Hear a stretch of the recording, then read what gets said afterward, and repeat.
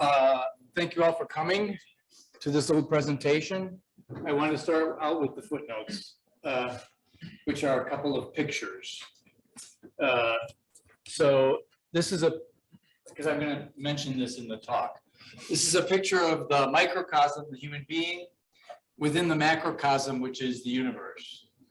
As you can see, the man has a certain reach, but there are things beyond his reach in the universe. The angels, archangels, virtues, powers, etc., and of course, the divine up there are beyond his reach.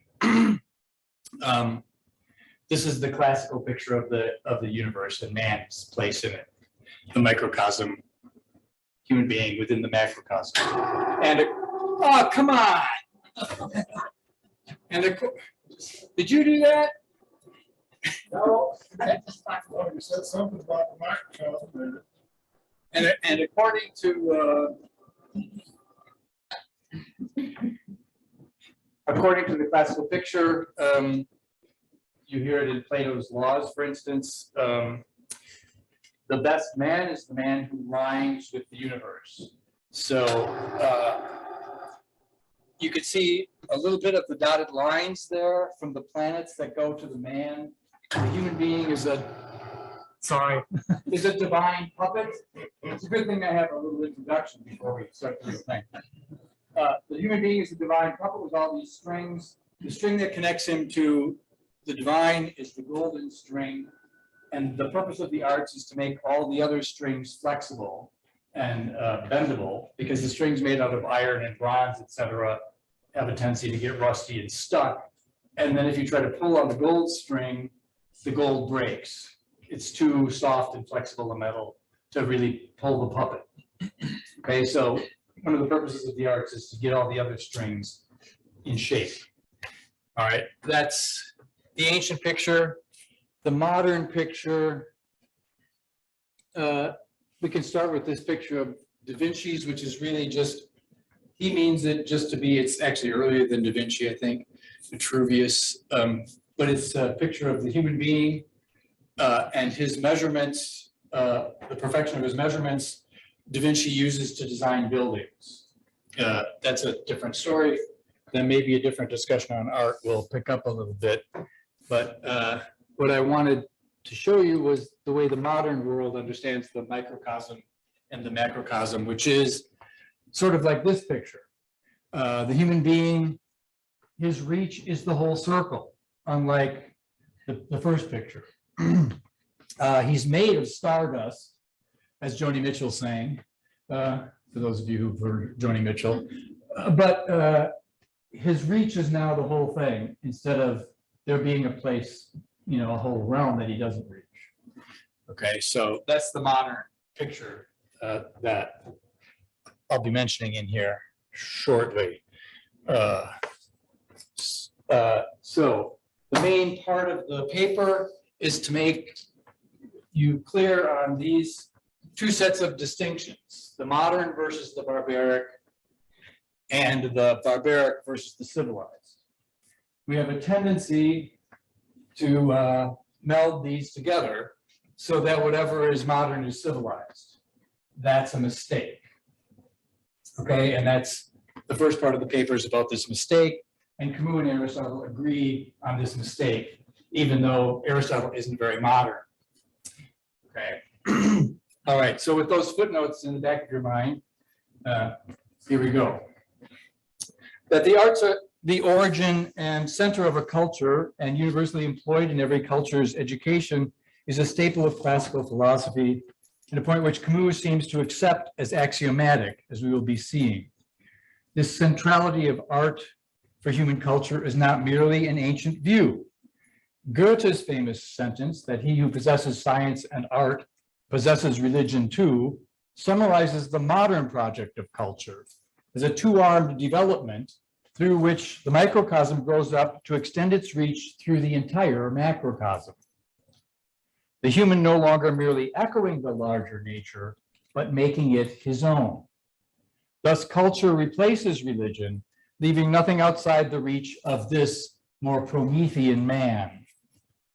Even for such moderns as Goethe and Freud, however, at least half of culture is the arm of art. In fact, if in fact it is not some art itself which draws this mythic picture.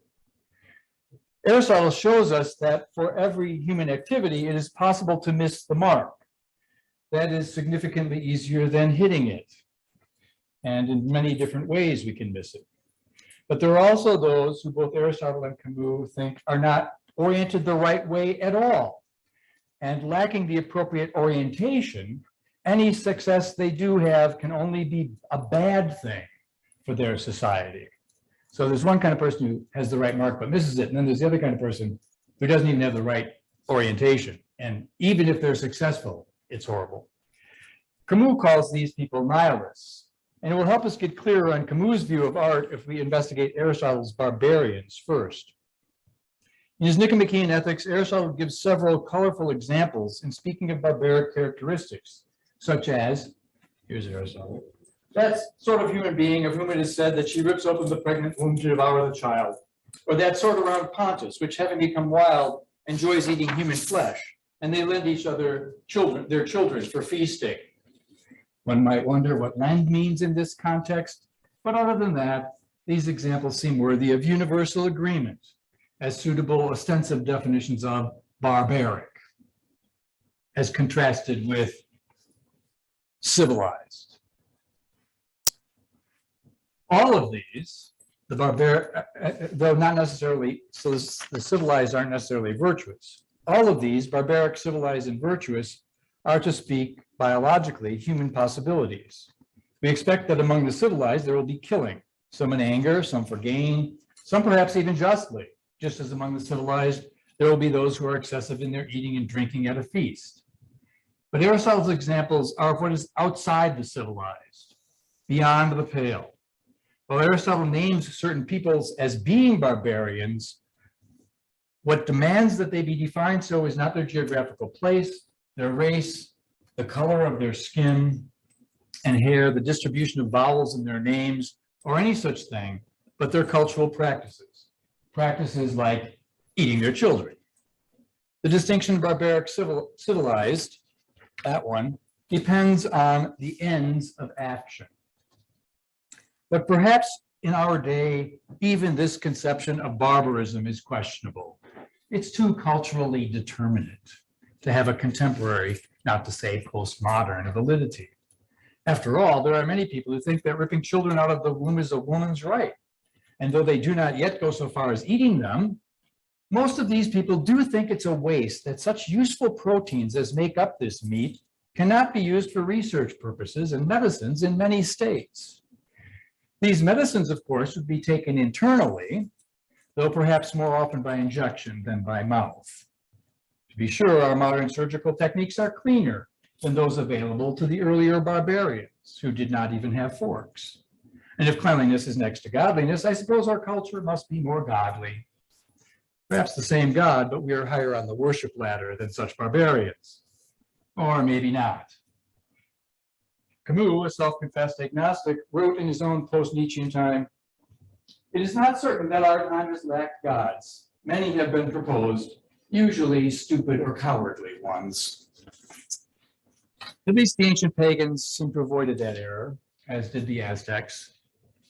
Unless these remarks seem extreme or off the point, let me point out that Camus is perfectly clear about the connection between law, cultural practices, and the growth of horror in what he knew as recent history.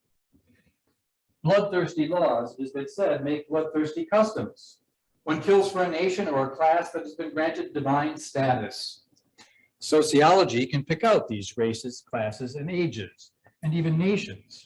Most sociologists, as most other academics, are among the divine class. If certain groups are left out of their consideration, they are not even ignored, they just don't appear. Such clean, perhaps even surgical killing has all the humanity of a plague bacillus. It is not a new thing, only the methods are. In his own voice, Camus complains, without the death penalty, Europe would not be infected by the corpses accumulated for the last 20 years in its tired soil. We now have different ways of accumulating corpses, and infection. One character in the plague, Thoreau, offers a more ambivalent phrasing.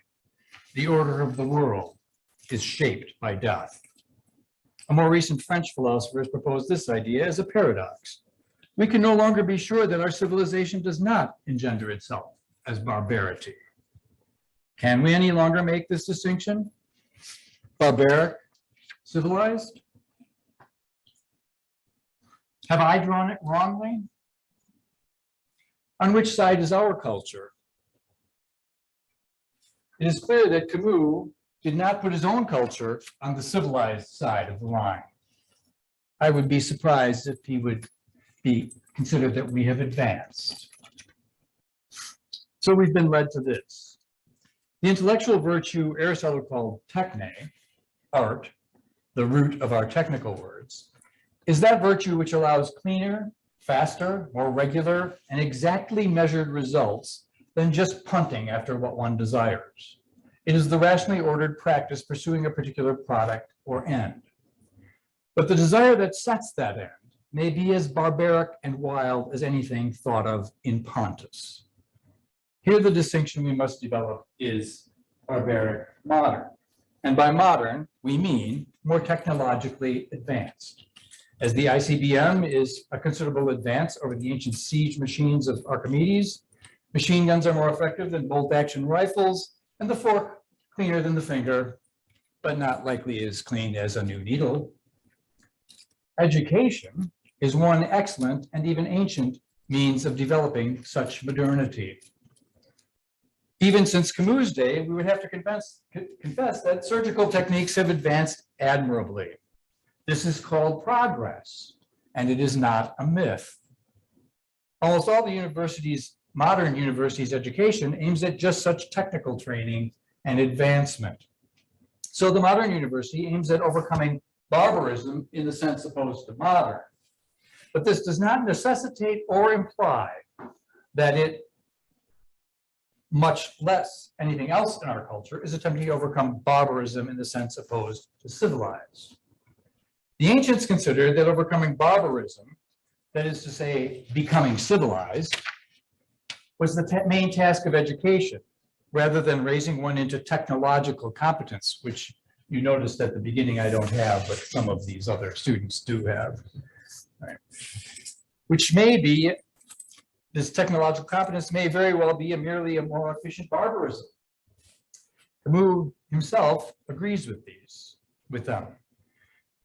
One consequence of the worldview determined by techne is that the human being is merely another resource, or perhaps on some occasions advancing to the level of capital.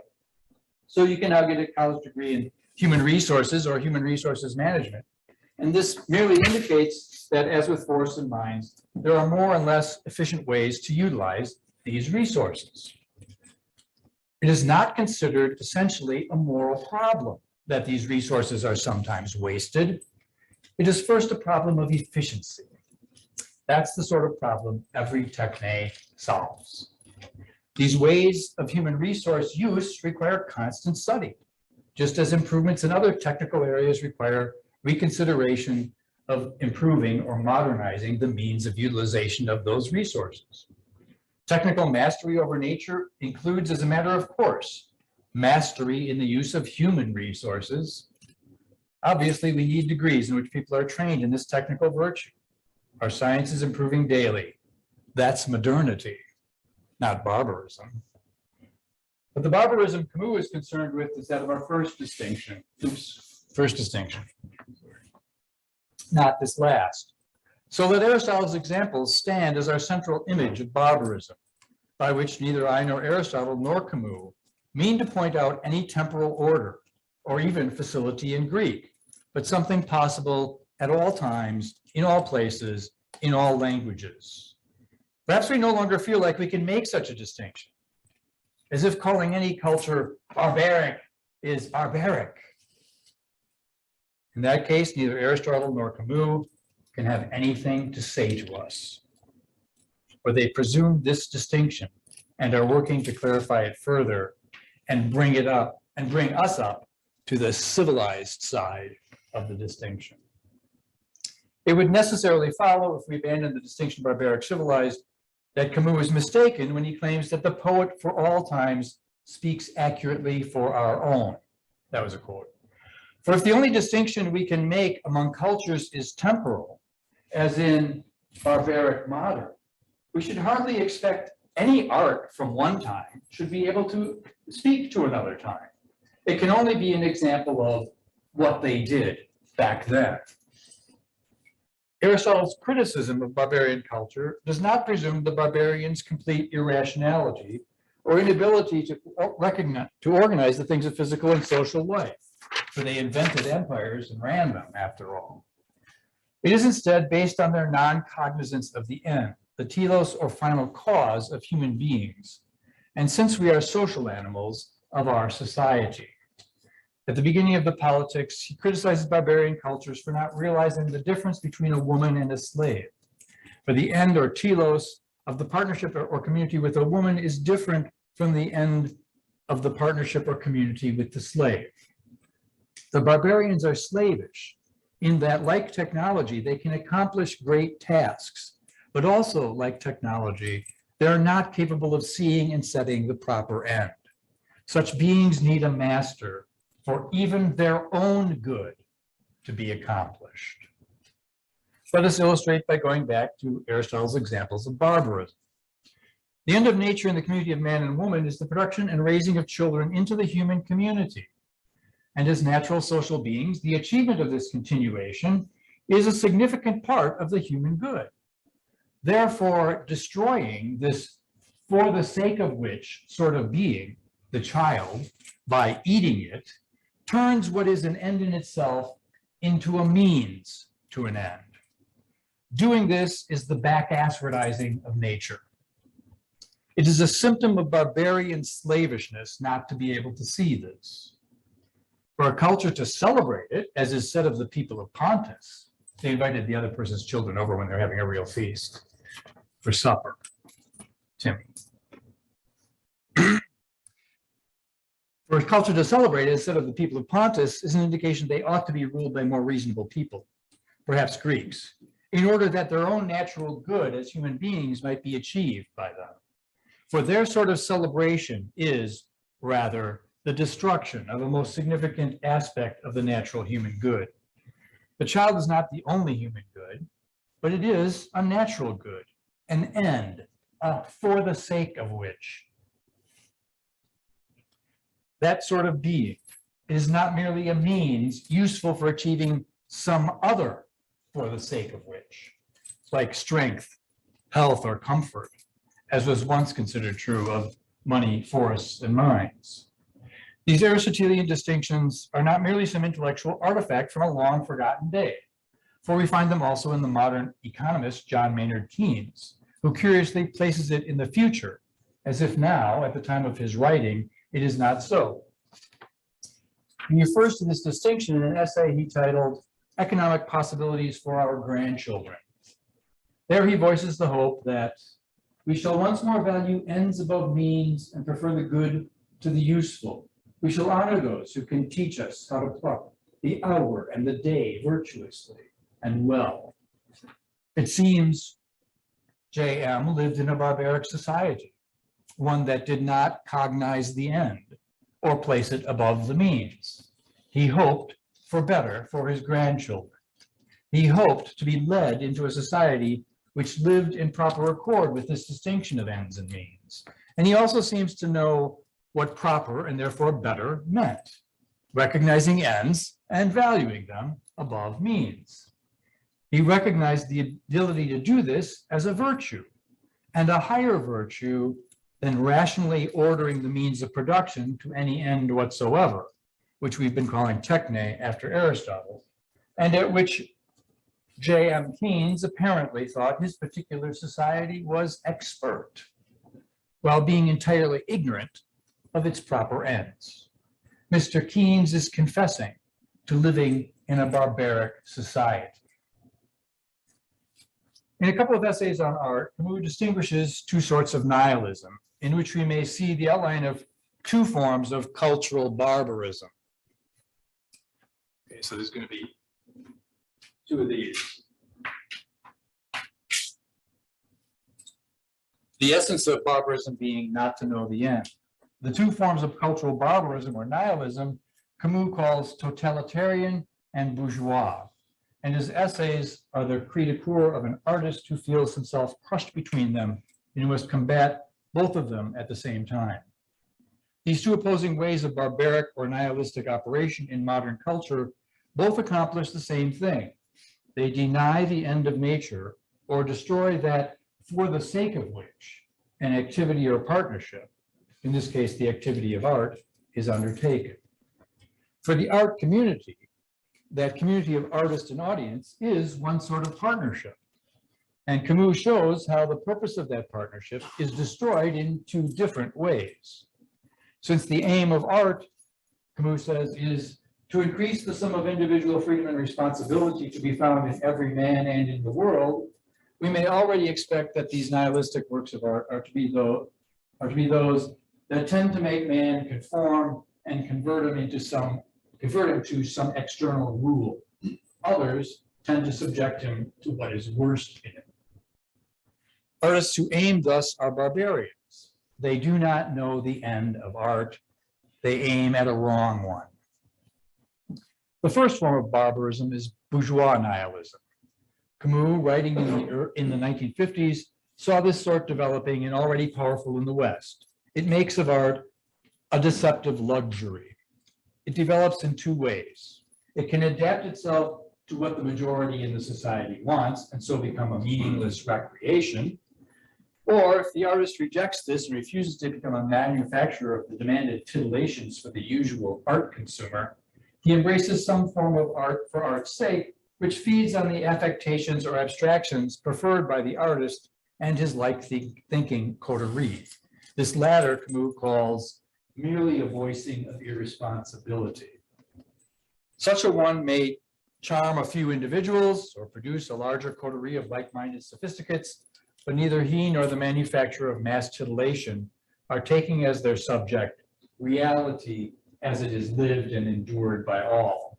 And so none is able to achieve the universal communication among men concerning that lived reality at which all art aims. The problem of bourgeois nihilism is not merely a problem for art, but is rooted in and a symptom of our society being what Camus calls a society of merchants, that is, one in which things disappear in favor of signs. We are not so much a society of money, gold can arouse carnal passions, but one of abstract symbols of money. That was a quote. The measure of wealth is not a reality or set of realities embodying various versions of worth, houses, farms, gold, cattle, works of art, but a set of figures which enumerate certain possibilities of exchange. This removal from reality carries into everything, not only into the world of art, and has merely advanced further from reality since Camus' day, symbolized most effectively by that present next big thing, virtual reality. But before achieving this contradiction in terms that the present age has achieved, we might exhibit Camus' point by asking a couple of other questions. These are economic questions, like what exactly is a derivative? What real thing is quantitative easing, loosening the quantity of? We have, of course, a whole college dedicated to learning these terms and learning how to operate among such symbols. It is part of the techne of finance and modern economics. These are, without question, the techne of modernity, as Mr. Keynes himself understood. The point of Camus' complaint here is that we are embodied beings. Real plagues and total wars, like that which Camus endured, remind us of this natural fact. The sorts of wars America and the West have fought since that time, as any sociologist or historian can point out, have not approached making the fact of embodiment one in which everyone feels rooted. Certain races, classes, and peoples have felt it because they have been the sacrifice made on the altar of the divinity of the other races, classes, and peoples. Only some peoples are perpetual refugees. Only some classes offer their children to the military. Others join wine clubs. The Aztecs have won. We acclaim those slaves who have been killed as holy victims or honored heroes, and the sun continues to rise for us. Reality is that we all live and die as embodied beings, but our type of virtual society, as Camus says, sets a certain kind of humbug at the center of experience and its universe. He figures this society in the plague. We may see it most precisely in what the narrator describes as the difficulty of dying there in Oran. This is from the novel. Think of what it must be like for a dying man trapped behind hundreds of walls, all sizzling with heat, while the whole population, sitting in cafes or hanging on the telephone, is discussing shipments, bills of lading, discounts. Since Camus' day, we've advanced considerably. All of our carnal embodied realities are treated as something artificial or virtual. Even sex, which used to be dependably physical, now, fortunately, will remain on social media even after our death. We will be just as really there then as we are now. These accounts will not, of course, be so up to date unless we set up an algorithmic bot to dislike, remember, etc. But I suppose Google and Amazon have beat me to the punch. This universal artificial making quite naturally leads many people, not just the artists, to think that they can and do create their own reality. Virtually, they do. Nonetheless, for some queer reason, most continue to go out, when they really do go out, via the doors rather than the windows, particularly when they're above the second floor.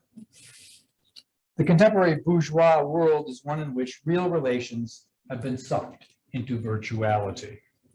It is no surprise that most art, too, should be cut off from this living root and be merely one more deceptive luxury in one way or another. Does the person who dies posting a selfie on social media realize he or she has spent its life for titillation? Should we hope so? Such is one sort of modern bourgeois barbarian. It might seem one's freedom is absolute, which it is. Absolutely virtual. We must, however, hope someone keeps the real electricity on. The second sort of nihilism Camus named was the totalitarian form. Writing in the 50s, what was in the forefront of his mind was socialist realism. But it would be false to think that totalitarian nihilism died with the USSR. If the bourgeois barbarian, growing up in the artificial, magnifies and practices the pursuit of unreal ends, then, according to the socialist realist et al., the trick must be to strive toward realism in both life and art. So Camus considers the problem of being realistic in art, and using the example of film concludes, there's but one possible realistic film, the one that is constantly shown us by an invisible camera on the world's screen. The only realistic artist, then, is God, if he exists. So, the artists who insist on speaking of reality and reality alone are caught in a painful dilemma.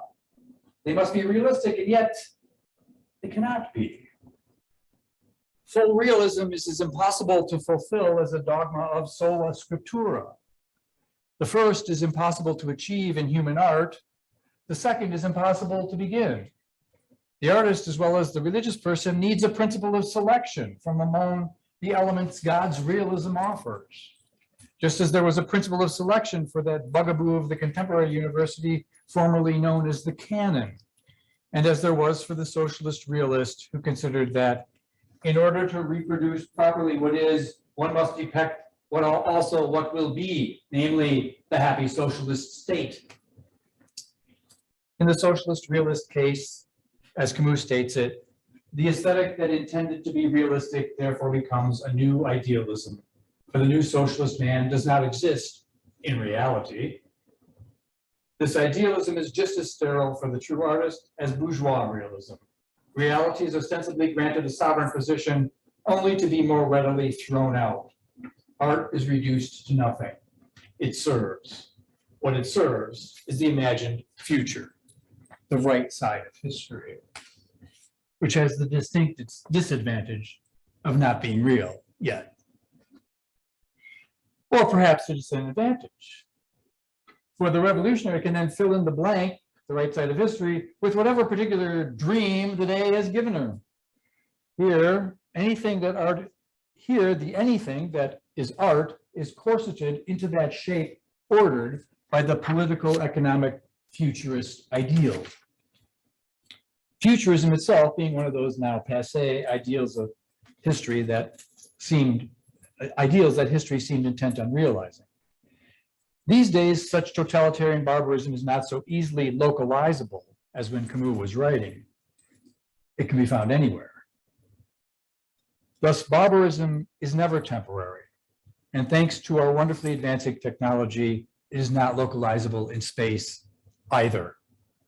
In fact, we can see it breaking into nearly as many political coteries with varying visions of the future as there are coteries of arts for art's sake academicisms, or for that matter, Christian churches. Unlike the bourgeois artistic coteries, which have their select venues and journals, these totalitarian coteries are, thanks to social media, present everywhere. And those who disagree with them are now, as they were in Camus' day, on the wrong side of history. The history which is not yet real. So what should we do? Cancel them. Thus, the future authorizes every kind of humbug. It's not that the arts are necessary and sufficient for a non-barbarian human culture. For clearly, according to Camus, rafts of art and artists are expressions, symbols, and junk food for the variety of barbarians we have been considering. Camus' explication of these phenomena and people has only become weightier and more accurate since he wrote. These artists should be encouraged to step closer to the cliff when they take a selfie. Rather, there must be a kind of art, literature in Camus' particular case, which aims at and succeeds in awakening and aiding the person into precisely that sort of rigorous consideration and acknowledgement of ends which mark those who are civilized. It is this that a purposeful anti-barbarian university general studies program would set as its end. And it is something very like this that Camus thinks authentic art has as its end.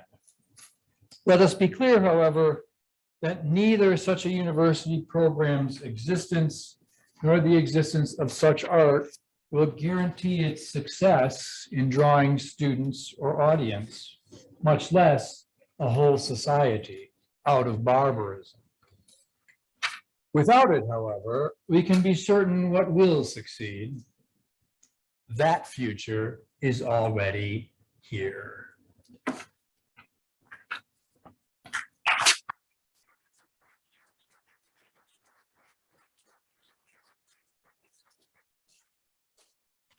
Okay, so that is a little piece of the first chapter of this new book by your favorite philosophy professor on Camus' Plague. So if you've read The Plague in your ethics class, this book might be of great interest to you. If you haven't read The Plague, the book won't be of any help to you whatsoever. Because the point of the book is to show that Camus is doing exactly this. This is the big picture of what Camus thinks art is, and the point of the book is to show that in this novel, he's doing precisely what he said, and he's avoiding the temptations of barbarism, both totalitarian and bourgeois. And of course, that leads to much criticism of the book by other people who are one form of totalitarian or bourgeois critic. Right? So I deal with them in short order in some footnotes too. Anyway, so that's Camus and Aristotle's ideas on the art community and what its purpose is and how it can fail. And that art community, as I said before, is the center of culture. It makes sure that the strings of the human being move correctly. And if you don't have that moving correctly,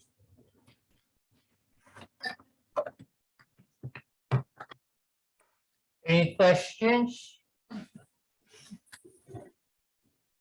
Yes. Okay. So I guess I would like a clarification on kind of Camus' thinking in general. My only other exposure to him was through the novel The Stranger. So in that, okay, so from this, I've learned that he believes that we are kind of enslaved by that visualizing nihilism, where we're kind of entrapped by figures and symbols and non-real physical things. In The Stranger, his main character, who I took to be someone who was explaining his way of thinking, was also just unmoved by like real physical things like death and murder and love and things like that. So what does he think is worth anything? Real things.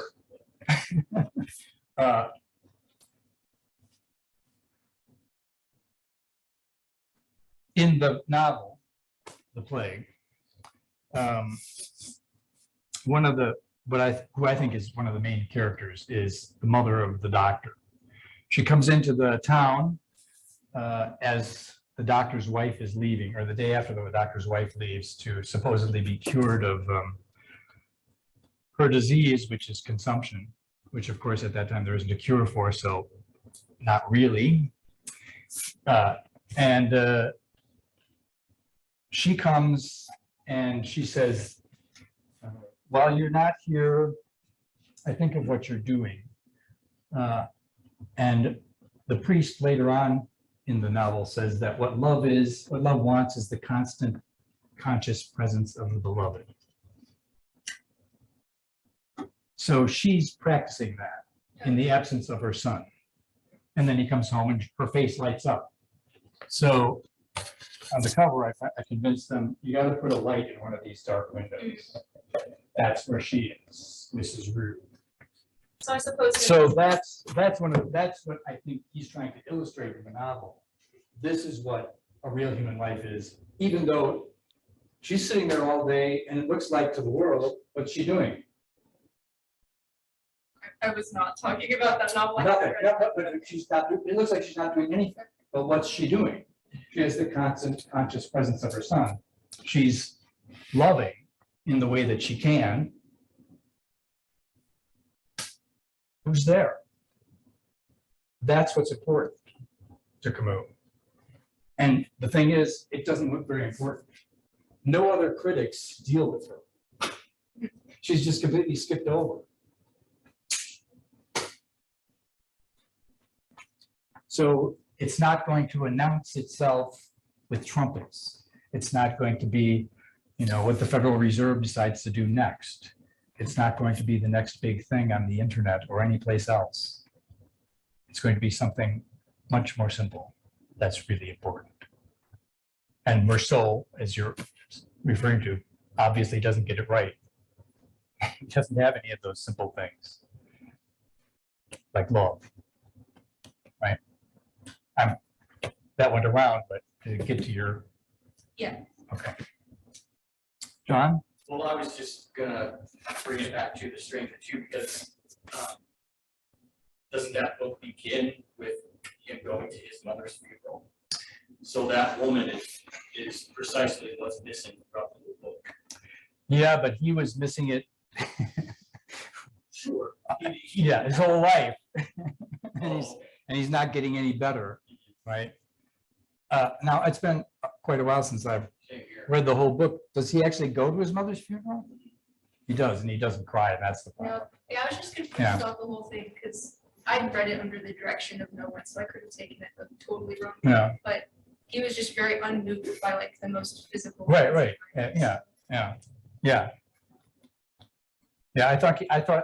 I was remembering it wrongly. I was thinking he was so unmoved by his mother's death that he didn't go to the funeral, but that was probably too far. He went, but yeah. So, So in relation to Rio, is it Rio? Ryu's mother, what is it Tarot? Mhm. What is he in contrast to that? Because he's like trying to fight the order of death in a way, which he says by sympathy.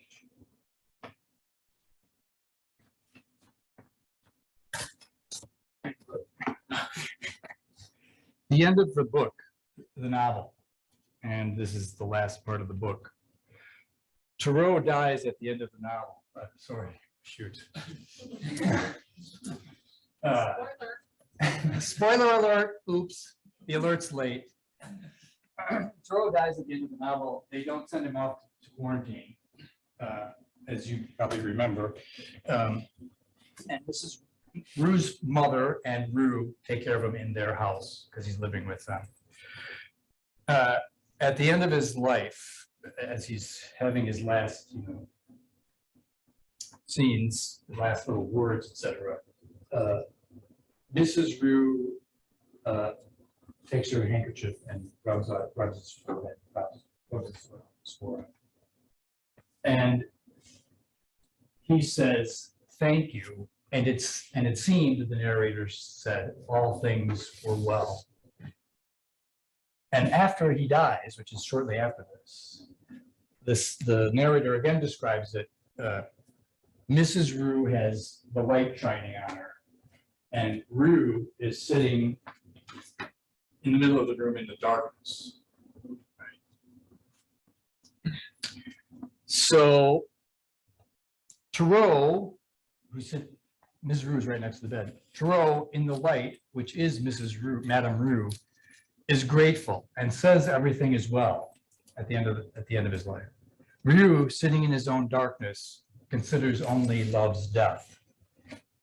So it seems to me that what happens is Thoreau realizes something about love that Rue, the doctor, even though it's his mother, doesn't grasp even at the end of the novel. Sitting in the darkness. He's lying, dead, but in the light. So I'm not sure if I'm answering your question, but I think that's a different, well, I know that's a different view of Thoreau than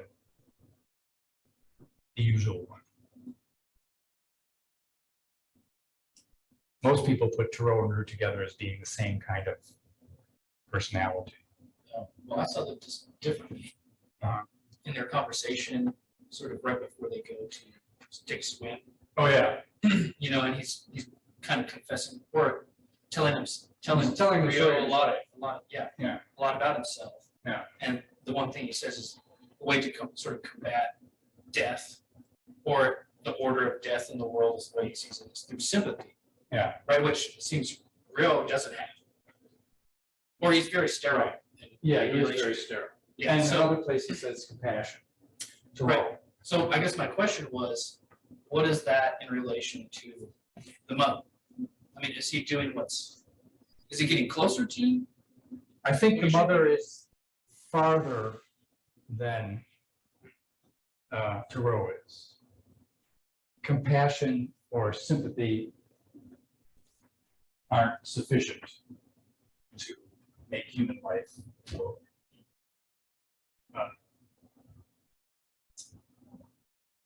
And I think that because the arguments that he has, well, one of the arguments he has is with his father, who is the DA, basically, and gets people convicted of crimes and then goes to their killing, which is by the French method, Madame Guillotine.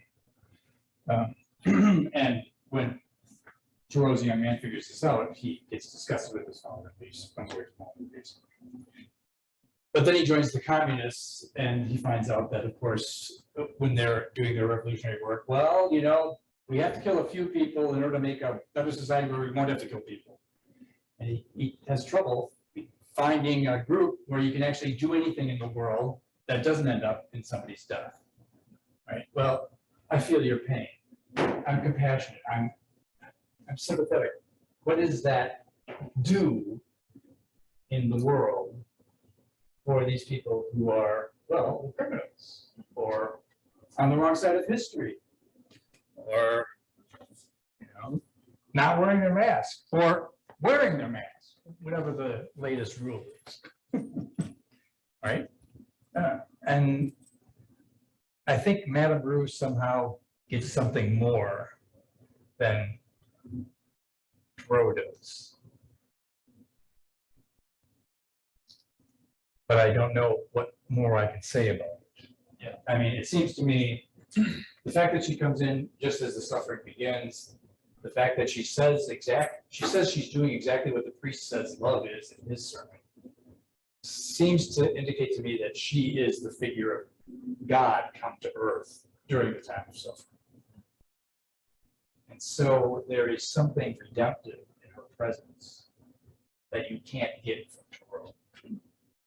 And there's a lot more symbolism in his death scene than you and I have talked about before. That seems to indicate that that's what's going on. And what's fascinating about it to me is, Camus is supposedly an atheist, and yet here he is painting this picture, which looks awfully true to religion to me, to Christianity to me. I think that that's his greatness as an artist. He can honestly portray even things he doesn't agree with. And he can make them convincing. So, John? You mentioned the word Christianity. You also touched on the subject of the arts, and I have a rather general question I'd like to ask you, which is why do Christians often use the Greek mind as a reference point rather than the Hebrew mind in understanding the arts and aesthetics? I suppose that we do it because we're philosophers.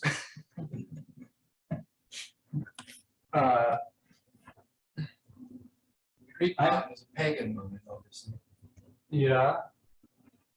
But there was a prime mover. Right, but why not the Hebrew mind? Why isn't the Hebrew mind studied and sought to be understood as far as aesthetics and the arts? You're talking Western culture, right? I guess once we start to talk generally about Western culture, we are driven back to Aristotle. Yeah, and besides Aristotle and Plato, then the very word aesthetics gets invented by the Germans, and around Kant's day. Yeah. So the systematic study of aesthetics and what art is supposed to do and how it can do it, that begins with somewhere in the Enlightenment that way. That if you don't count Aristotle and Plato as doing anything, which a lot of people don't.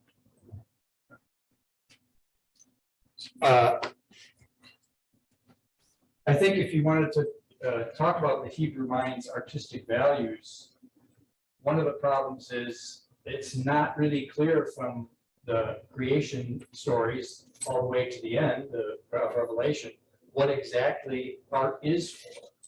Maybe that's a statement in itself. And I think that certainly is a problem Augustine has. Yeah, right. In Confessions, he thinks there are better ways to learn words than by the fine arts of the Greeks and Romans, which had all these things about the gods doing their thing in the road, right? We could be reading, the epistles or Isaiah or Genesis, right? And that would be a better way to learn our Greek than the way he learned his, which he paints as salacious at every point, even though, of course, it wasn't. But still, it's all imaginary, whereas the Bible, at least, is telling, according to Augustine, true stories, right?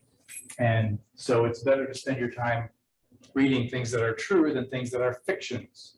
So anybody who's writing fictional things, poets, novelists, theater people, those are all, because they're fictions, highly questionable.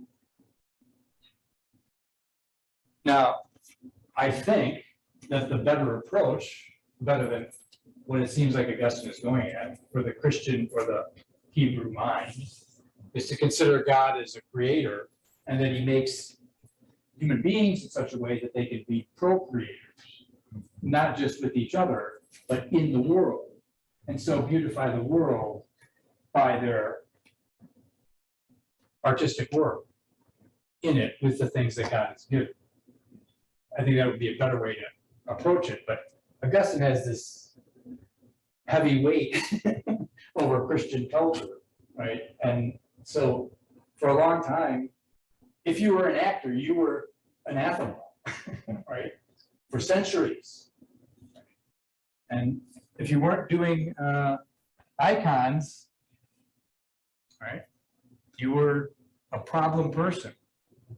And it's not till the Renaissance that it comes back, but how does it come back? It doesn't come back to the Hebrew side, it comes back to the Greek side, right? And the artists of the Renaissance start retelling the Greek stories, either in their poetry or in the painting, right?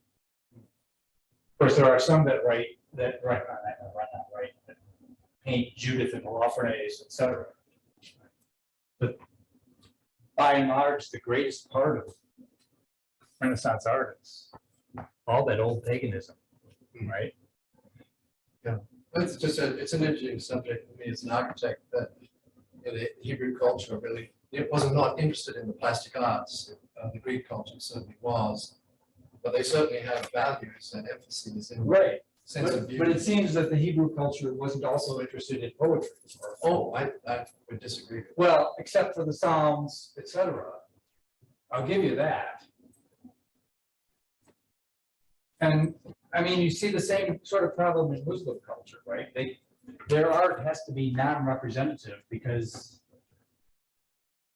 any representation of the divine, which seems to mean also the divine image which a human being might be, is bad, right? So you get all these fancy geometric designs, but you don't get. Well, all is measured by number, all is known by number, measure, and weight, it says in the Book of Wisdom. So I do think there was a sense of interest in number, but I mean, it's an interesting subject perhaps for another time, but yeah.